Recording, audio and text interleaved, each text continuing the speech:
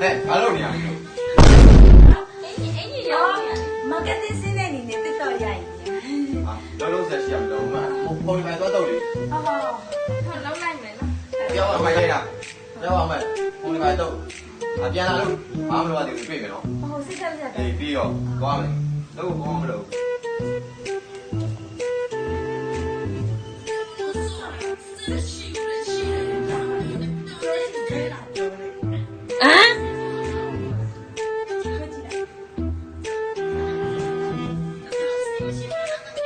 ပြောကြည့်လိုက်နော်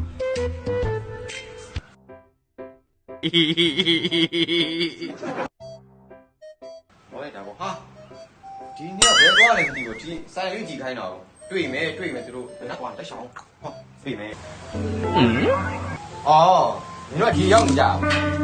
လောက်လို့ပိုင်းတော့ဆိုင်ကိုလိုက်နေတယ်ရလား မဟုတ်ပါဘူးဟုတ်တယ်ဒါပဲဒါနဲ့ तू ကတက်တော့ဆော့တယ်ဆိုလို့ တော်ပြီညီတို့ရောက်လောက်လိုက်သွားကိုယ်သွားလိုက်တော့ အဲ့လိုလောက်ပါနဲ့ကိုရ ရအောင်သွားလောက်လို့တဲ့လူတွေမှာ တော့ လုံးရှိသွား ဒီတပုတ်ပါမယ်အခုတပုတ်ကြီး သွားတော့နေလို့ တော့ပဲကဆောလာ တက်တော့ဆော့ရင်နော်ပတ်စံတော်ဝင်နိုင် တက်တော့ဆောကြော်ညာရတယ် ကြွတယ်လူ